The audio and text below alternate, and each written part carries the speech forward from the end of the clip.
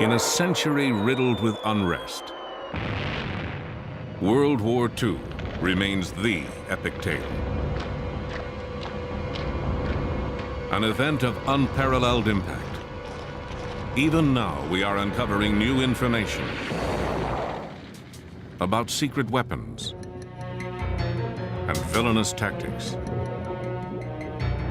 about extraordinary heroism and boundless shame, about a time when one life, or one bullet, or one bomb separated infamy and glory, defeat and victory, tyranny and freedom. Untold stories of World War II.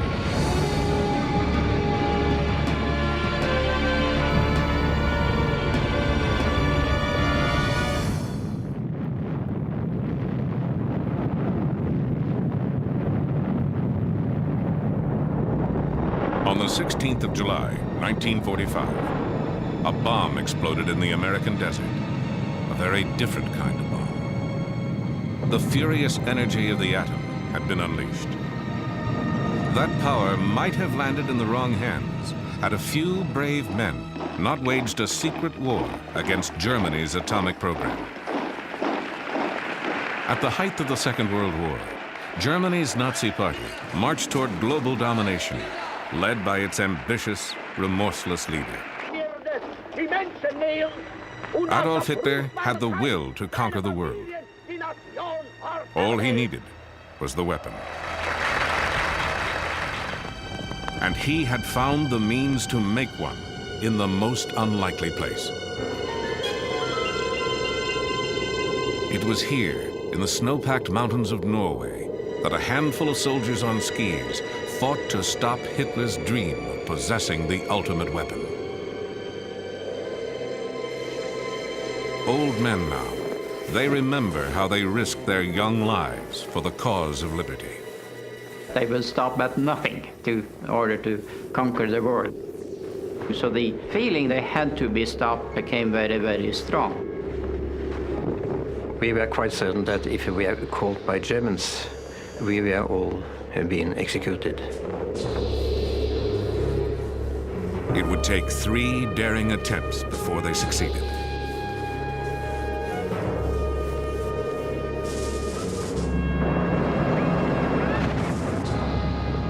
April 9th, 1940.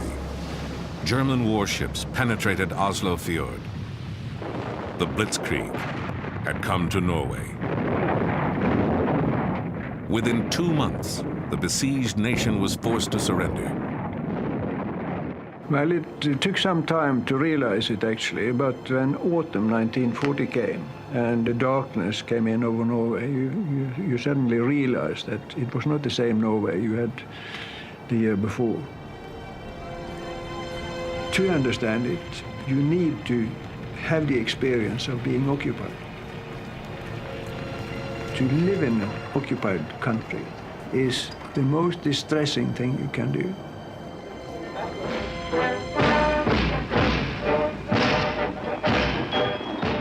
A vast occupying army flooded the country.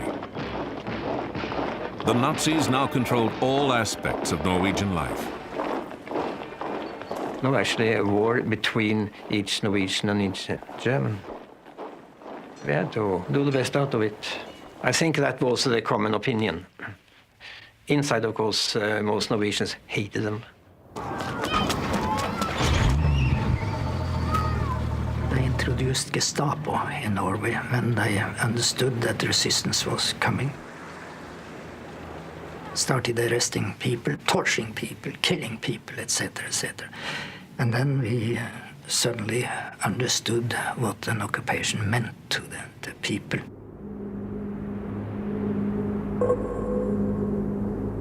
Hitler's grasp extended into every corner of the country. In this remote Norwegian valley, the Germans seized a very special prize: the Norsk Hydro factory. Surrounded by mountains, the factory had been built on the face of a cliff overlooking a deep and impassable gorge. For the Nazis, it was an ideal location for a wartime project, difficult to bomb and easy to defend. But to the generals in Berlin, Norsk Hydro offered even more. In 1940, it was the only hydroelectric plant in the world producing large amounts of an extremely rare substance, deuterium oxide, also known as heavy water.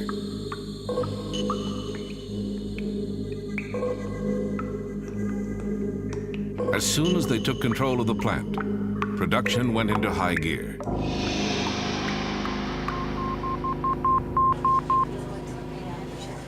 When word reached Great Britain, a powerful sense of foreboding swept through the Allies. As the most likely target for a German A-bomb, Britain faced the greatest peril. Is it possible they do not realize that we shall never cease to persevere against them until they have been taught a lesson which they and the world will never forget? Winston Churchill's spirited defiance of the Nazis became a rallying point for resistance fighters from all over conquered Europe.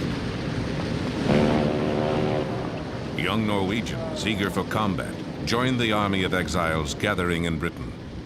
There was no sacrifice that was too big to try to get the Germans out. Clean rifle. Well done. The British created a secret organization, the Special Operations Executive, to fan the fires of resistance. You volunteered and you were trained by the British to go back to Norway and work behind the lines on sabotage, instruction, reporting, radio information, wireless operating, and that sort of thing. A few young resistance fighters would return to Norway undercover, armed with a plan to destroy the heavy water factory. They were country boys and city kids, engineers and outdoorsmen, university students and career soldiers. Shock troops in a clandestine war against Hitler's A-bomb. They would become legends in their homeland. And some of them would even star in this 1948 movie, chronicling their real-life exploits. Scenes from this film give a revealing glimpse of the daring mission. October 18th, 1942. 4 of the men returned home in a dangerous night parachute jump. Their mission, to guide a British explosives team to the heavy water plant. When we were leaving for the dropping zone, you felt that some of the people sending you didn't expect to see you once more. So we had to more or less to cheer them up and say it's not this easy to get rid of us. We will be back. Just wait and see.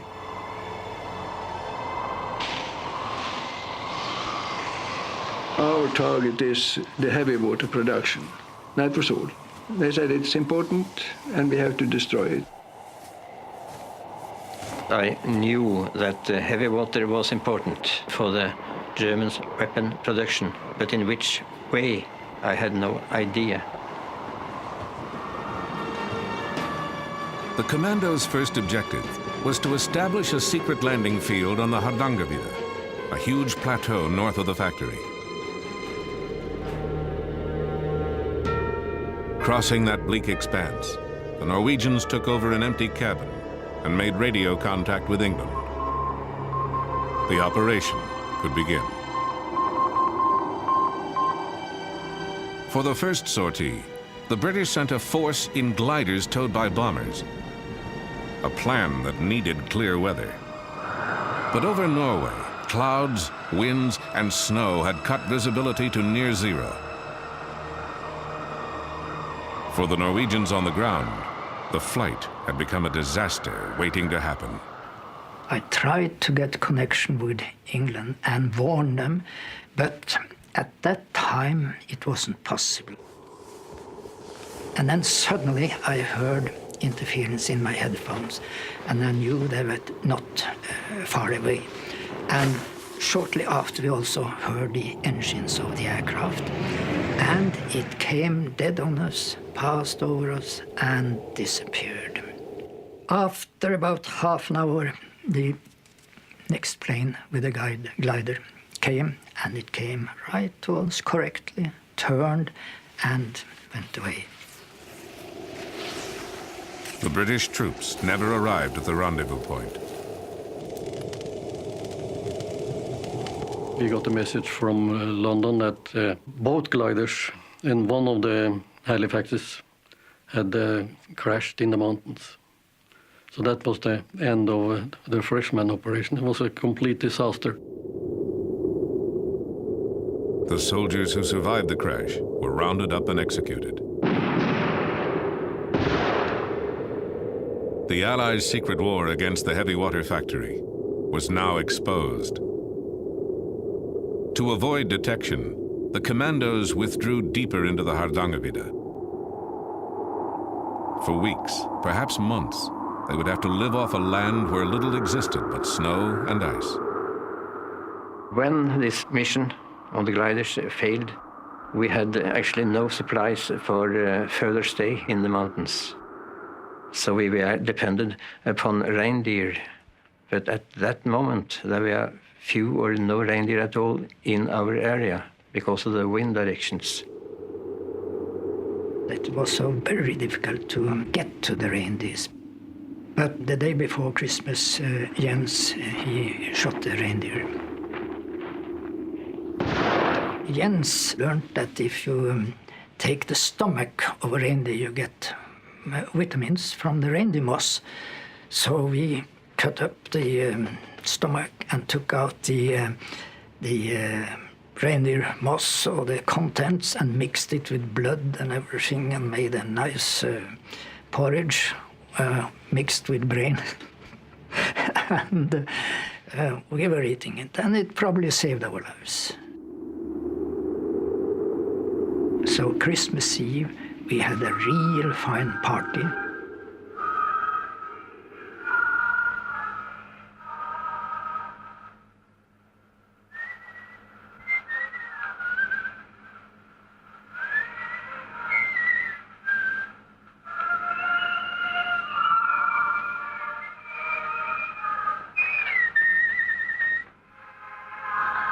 Det var litt av et måltid, da. Ja, det var ikke dårlig. We chatted, and we had a good time at Christmas Eve, I remember well.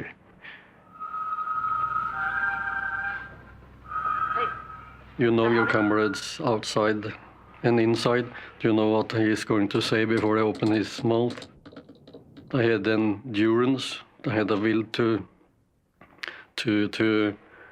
hold on when there is nothing in you except the will which says to hold on. They would have to hold on through the darkest months of winter. But each day, the Nazi supply of heavy water was growing, drop by precious drop.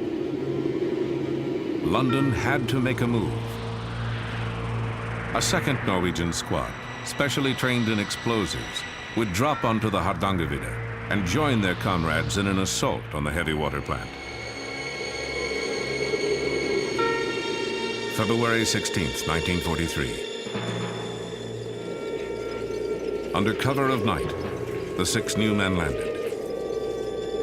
Now the commandos were ready to strike a blow against Hitler's A-bomb, if they could penetrate the factory's formidable and deadly defenses.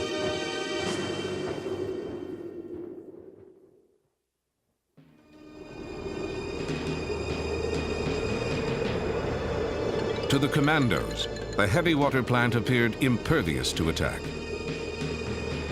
To reach the factory, the saboteurs had to cross a deep, narrow gorge.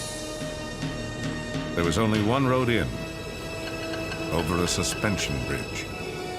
And the bridge was patrolled 24 hours a day by German soldiers. Any direct assault would be doomed. But the chasm itself, with its steep, icy wall, lay unguarded.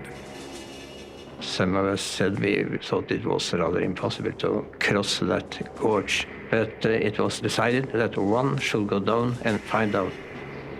In daylight, I went down into the valley, I climbed down the gorge, crossed the river, and started climbing up on the other side. And then the same way back, up to my friends, up in the mountains, and told the facts that it was possible to cross the gorge.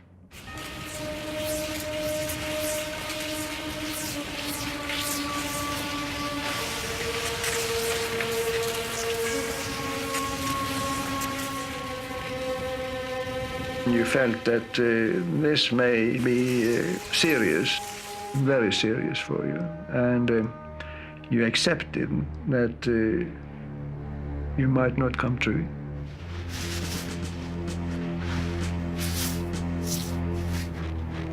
And we climbed down the river and up on the other side, and our plan was to get in position for the attack by 11:30, because at 12 o'clock at night there was a guard shift down on the suspension bridge.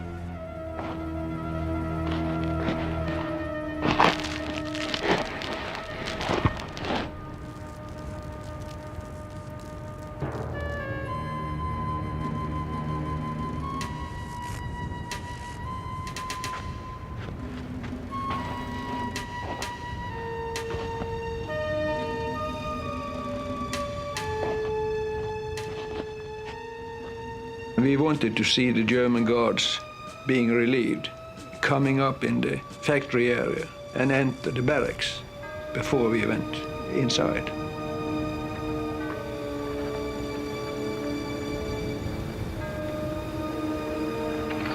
We all thought we would be discovered when we forced the gate, but nothing happened. Two of us carried a full set of charges. In case one should be shot, there should always be reserve. The task for the demolition team: to attach explosives to the heavy water cells located in a basement room. Meanwhile, their comrades on lookout waited. Each passing moment increased the chance of discovery. If we had been discovered, I knew that during such circumstances, you will have to act. So they shoot. If a shot would, of course, maybe spoil the whole operation. Inside, they overpowered a Norwegian workman. Holding him at gunpoint, the saboteurs placed their charges, pausing only to decide how much time they would need to escape before the blast. Suddenly, they were interrupted by their captive. He broke in and said, "It's all right, you may blow the factory, that's all right, but may I have my glasses, because it's hopeless to get no glasses in Norway today." And you would have thought that you probably said, "Damn your glasses, you have no time for looking for glasses." But instead you dropped what you were doing and you searched all around the room, and you found the holster for his glasses and gave him, and he said, "Thank you very much." And so we went on with taping the fuses. You må ha dem, tar vi på nesen. Ut da!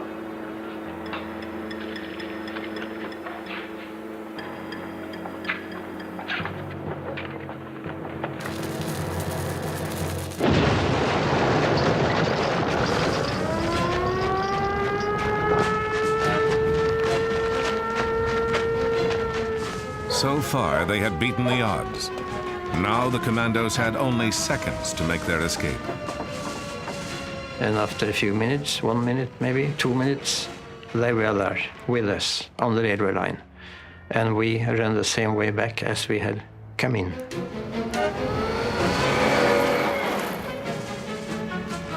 The road condition and the snow condition were excellent, because on the railway quite a lot of the snow had blown away on the outer side, and that was frozen solid ground, and we didn't put a mark. So everything was actually on our side.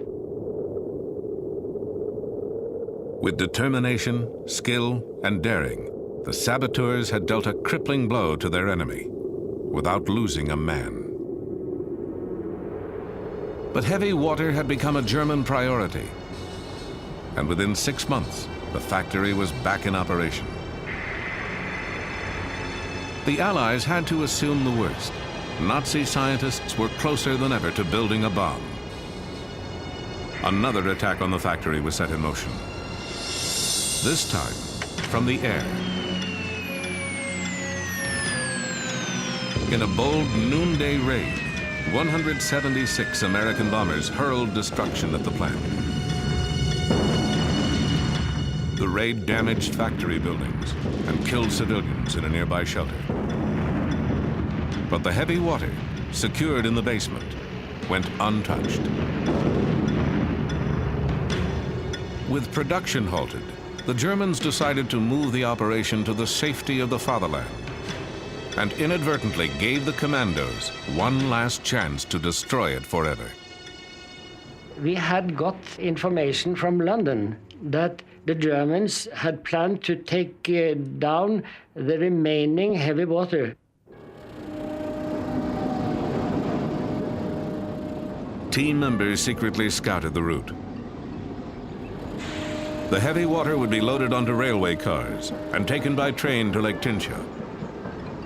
Here, the cars would go aboard a passenger ferry for the 2-hour trip across the lake. A well-placed charge could sink the ferry, and with it, all the heavy water.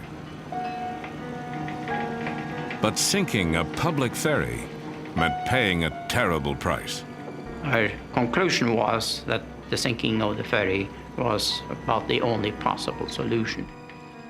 It would have to be civilian sabotage, which was naturally a very serious thing to deal with. There was no doubt in our mind that there were going to be human lives taken. And furthermore, it could be anybody. And Rjukan was a small town, and it was really almost like all family. Fearing neighbors and friends might die, the Norwegians sent an urgent message to London. The British reply was immediate and uncompromising. It has been talked over, and the conclusion is the heavy water has to be destroyed. Good luck. And when you get such a message from London, you have to do it. Not to be drastic, but anybody in my family was scheduled to go on that ferry. I couldn't do anything about it.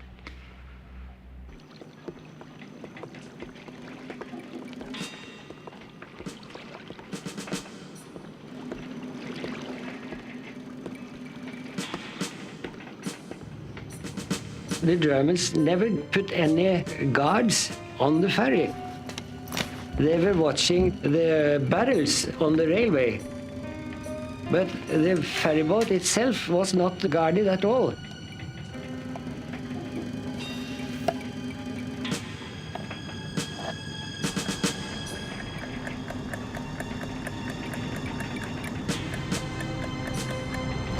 At 10 o'clock on a quiet Sunday morning, the ferryman cast off from the dock on schedule.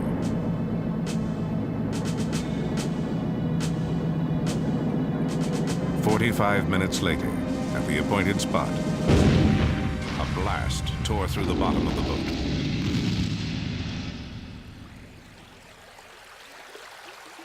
It was a very, very hard blow, and the ferry rapidly rose. And the cargo on the ferry, they were railway wagons, you see, so they rushed down and tilted the ferry still more.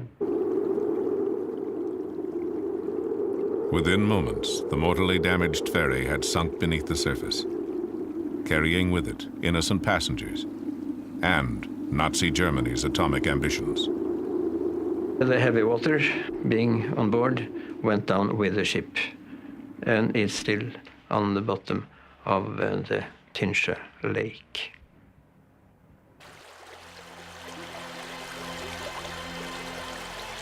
Later, the Allies would learn that the Nazis were never close to an atomic breakthrough. The U.S. won the A-bomb race.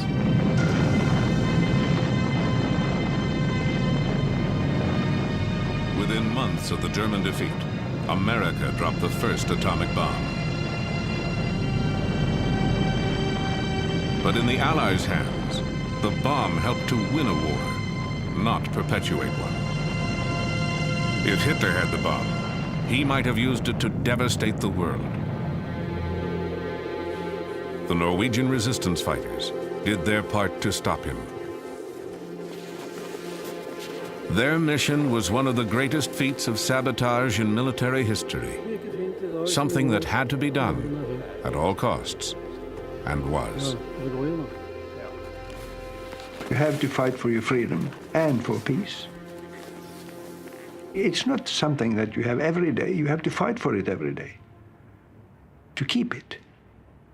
It's like a glass bowl. It's very easy to break. It's easy to lose.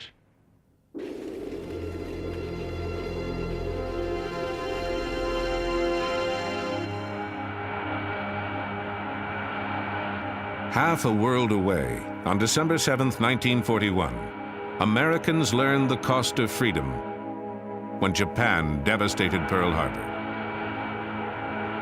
That sneak attack included the stealth weapons of their day, midget submarines. They were sleek, deadly, and until now, consigned to history.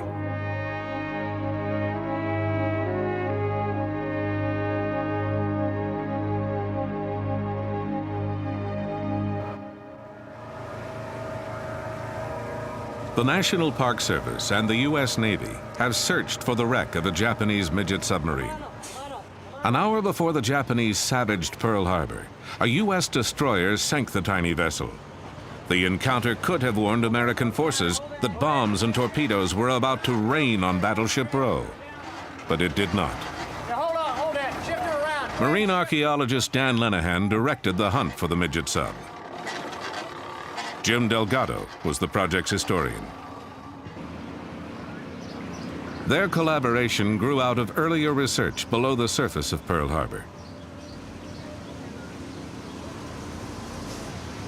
They searched for evidence of a bygone conflict, a battle waged underwater by 5 midget submarines.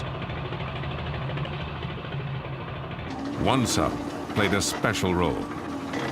And what's particularly exciting about the midget sub that's outside the entrance is it would have represented the first exchange of hostilities between the United States and Japan in World War II.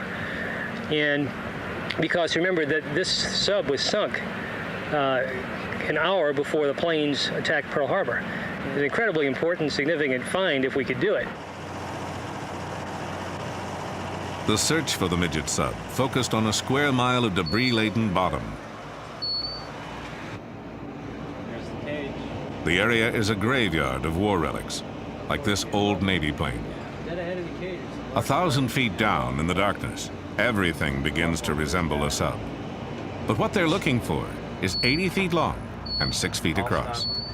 It carried 2 torpedoes and was manned by an officer and a navigator.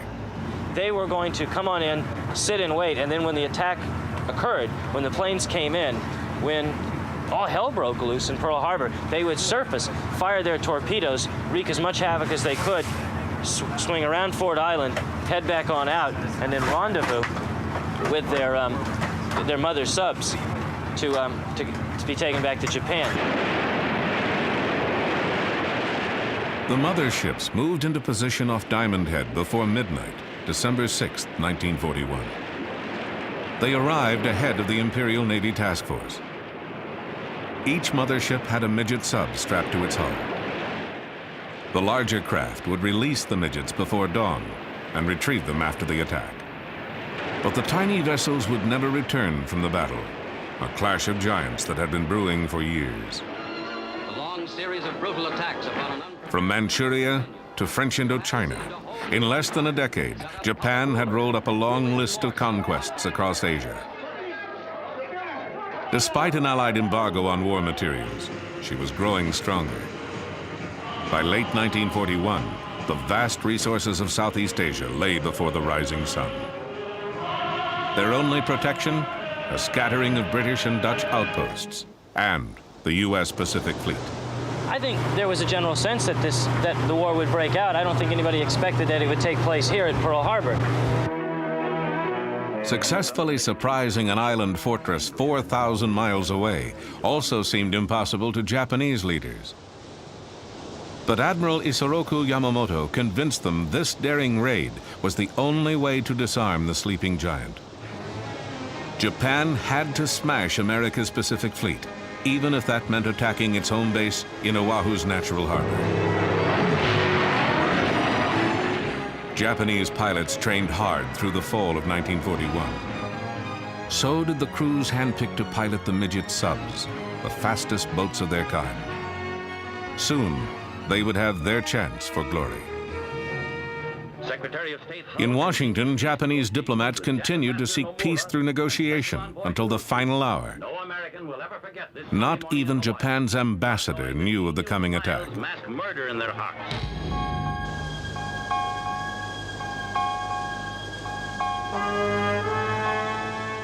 December 7th, 1941.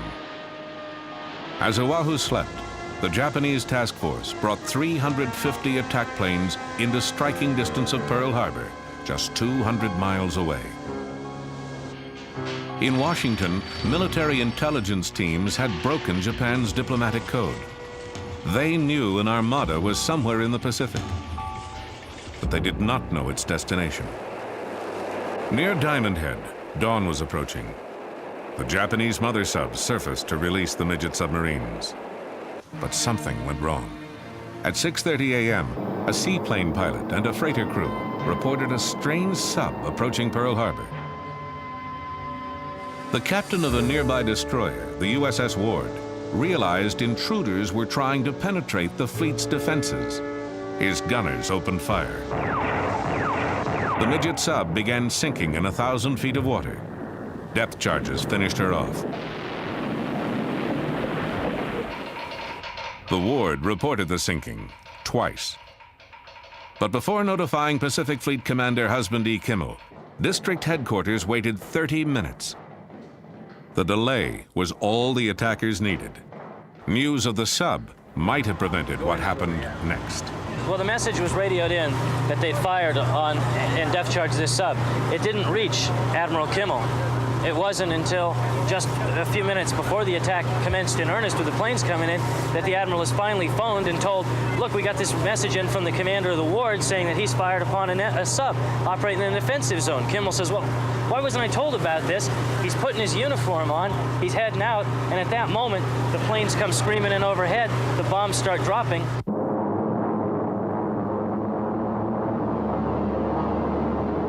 At 5 minutes to 8, 40 torpedo planes roared over Ford Island, bearing the mark of the rising sun.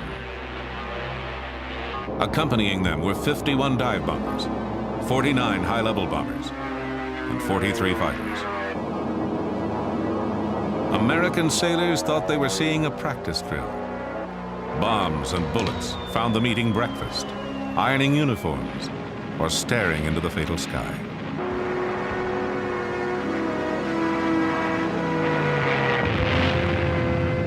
Arizona, Oklahoma, California. One by one, the great ships sank. The West Virginia alone took 6 torpedoes and countless bombs. Pearl Harbor's air defense burned on the runways. Only a handful of pilots managed to scramble into a sky thick with enemy planes. The midget sub's moment had come, but one had been sunk by the Ward. A second was depth charged outside the harbor. Of the 3 that remained, 2 posed a threat to Battleship Row. Between waves of attacking planes, Sub 3 fired a torpedo and missed.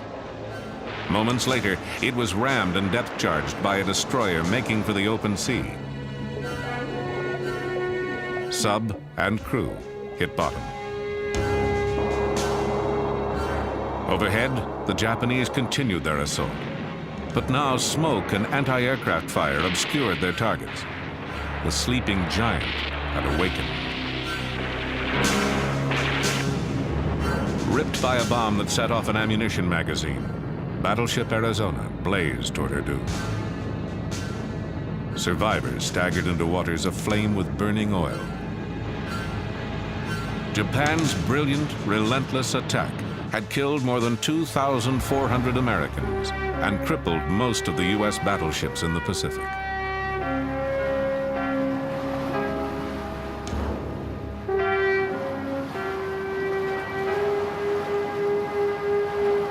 For the midget subs, though, the battle was not as glorious. 2 still roamed Hawaiian waters. Number 4, which may have fired at Battleship Row, radioed news of Japan's victory to the fleet that evening. Then she disappeared, never to be heard from again. The subs may not have seen resounding success, but Japan needed heroes. So the propaganda machine reincarnated their crews as the 9 young gods of Pearl Harbor. This wartime Japanese feature told their story with luxurious exaggeration. In truth, quarters were cramped and reeked of battery fumes. The midget subs helped create confusion at Pearl Harbor, but didn't affect the war's outcome. And what of the last midget sub at Pearl Harbor? Commanded by Ensign Kazuo Sakamaki, it suffered a fate worse than sinking. On December 8th, as President Franklin D. Roosevelt called for war, Sakamaki's sub washed up on the far shore of Oahu, undone by a faulty gyroscope. His submarine wouldn't function right, so he drifted all the way around the island to the opposite end and then around, and went ashore on the morning of December 8th at Bellows, where he and the crewmen assigned to the sub tried to blow the ship up. It didn't work. They jumped into the water. The crewmen drowned, but Sakamaki washed ashore and became the first prisoner of war that the United States captured in the war in the Pacific. POW number 1. Sakamaki spent the war in prison.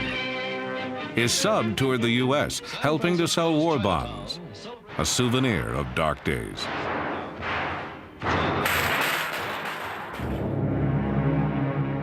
At war's end, after throwing its all at U.S. forces, Japan let slip a new weapon of terror.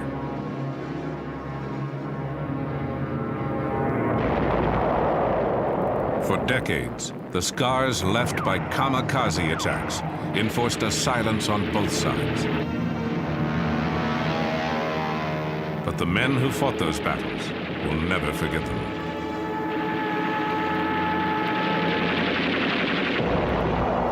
(1944).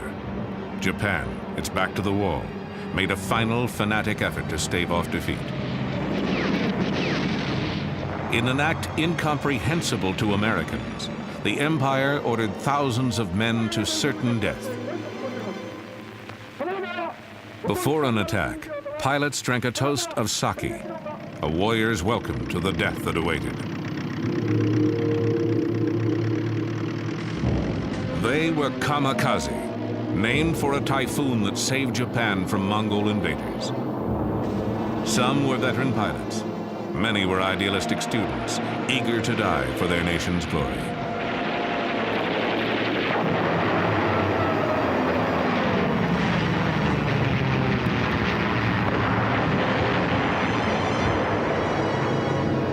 Kamikazes inflicted awful punishment on their enemies. More than 3,000 flyers dove to their deaths. They sank 57 ships and damaged more than 300 others. Their attacks killed at least 3,000 Americans and wounded more than 6,000. The kamikazes were the deadliest weapon ever launched against the U.S. Navy, so frighteningly effective that their existence was initially kept secret from the American public.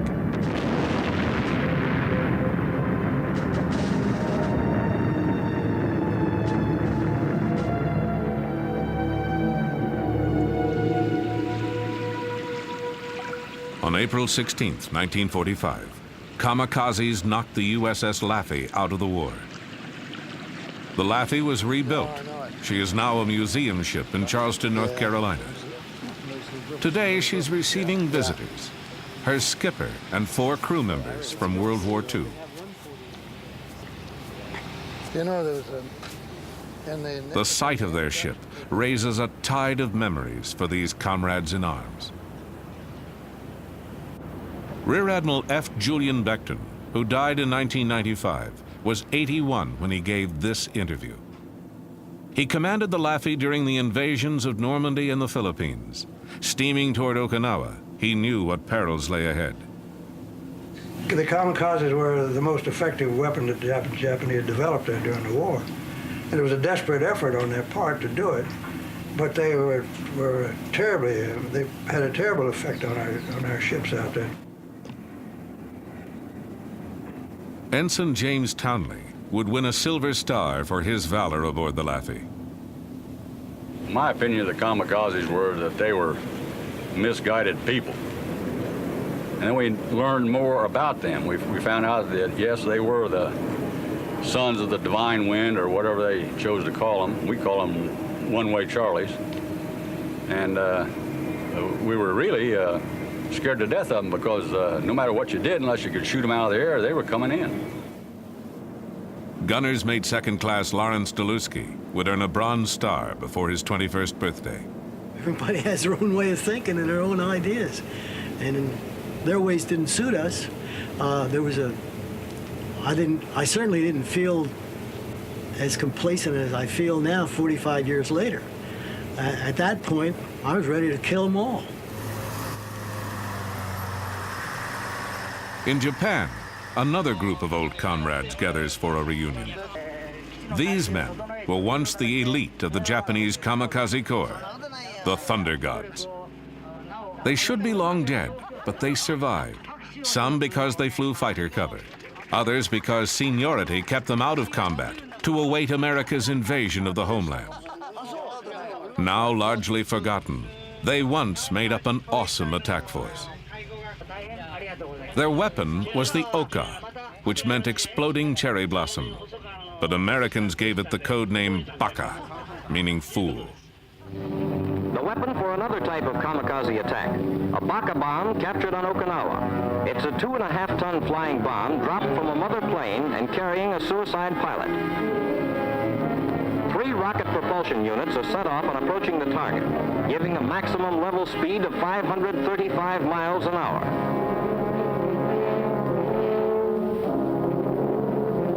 Baka's punch is an armor-piercing 2,600-pound warhead. It's the first weapon specially designed for the kamikaze flying corps.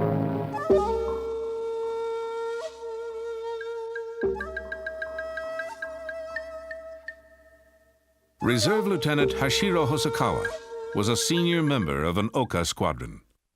じゃあもう簡単に言うと、同じ死ぬにも犬死にという日本の言葉があります。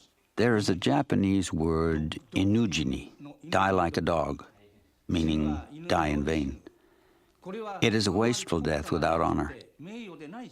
When I became a pilot, the situation was already so bad that fighting in an ordinary way was no use. We were chosen as elite pilots. Each of us received a headband and a dagger. We thought it was a privilege granted only to the members of the human torpedo unit, the elite Oka Corps, and that we would die gloriously.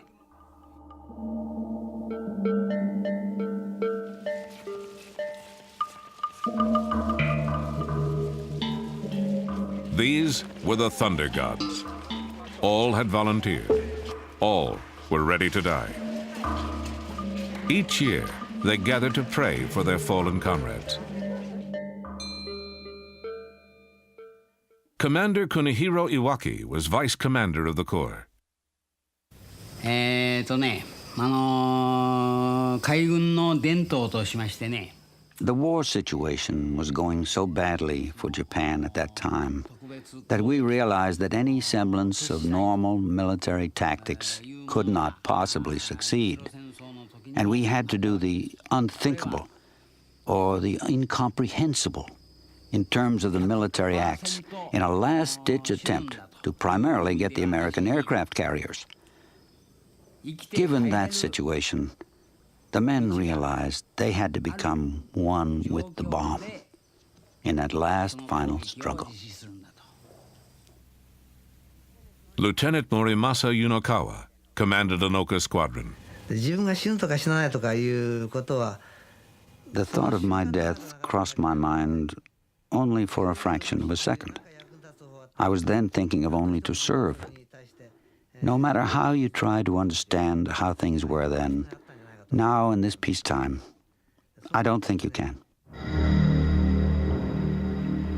A kamikaze could send a ship to its grave, but each flyer had only one chance for success. Pilots were supposed to aim for battleships and aircraft carriers, but destroyers and their radar gear were also targets. Aboard the Laffey, nervous sailors repeated tales of picket ships breaking in half and sinking immediately.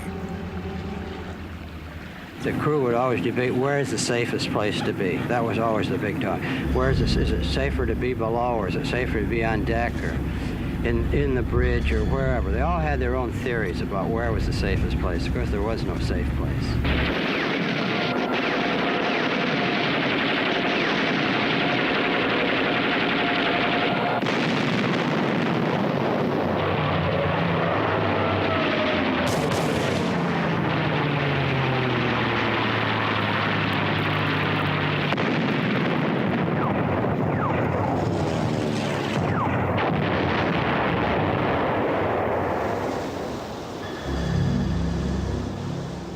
In April 1945, the noose was tightening on Japan. As the Battle of Okinawa began, destroyers patrolled 50 miles closer to Japan, tempting kamikazes taking off from the mainland. Suicide attackers had sunk several destroyers on this battle station. Now it was the Laffey's turn to stand watch. On April 16th, the ship began its third day on the perimeter. The mood aboard was tense. At 8:27 a.m., the Laffey's number came up.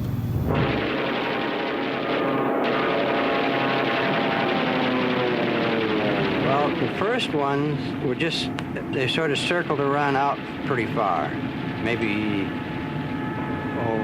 10,000 yards, and they'd kind of, then all of a sudden, it's like some sort of signal, they started coming in, and first they just came in one or two at a time, but then they started coming in several at a time, and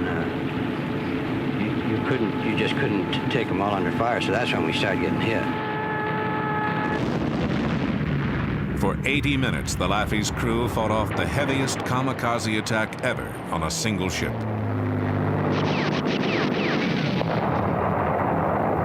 Our closest call was a plane coming in on the starboard beam. And it was, when I first saw it, it was low on the water about 10,000 yards out. I figured it was about eight seconds away from certain death unless the gunners got it. And our Mount 52, which was just forward of the bridge, was firing at it and firing fast. I noticed that the bursts were just off, just missing him. So I just moved it, and the next one went right into hit him right in the nose, and just blew him up. And that one was the one that would have gotten us all.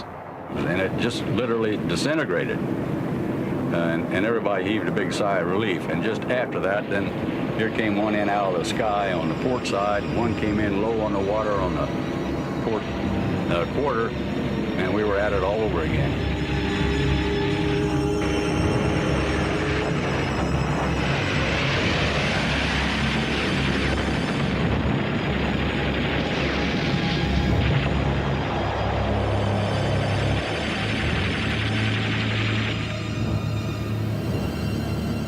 Of April 16th, we had a suicide plane hit us right about here. It hit with enough impact so that this gun was blown up, canted upward at more than a 45-degree angle. The motor of that plane skidded along the inside of this left-hand gun and wound up at the hatchway in the back of the gun on this side. And when he hit over there, I was blown up the deck about 15 feet. When I regained consciousness, that's where I was.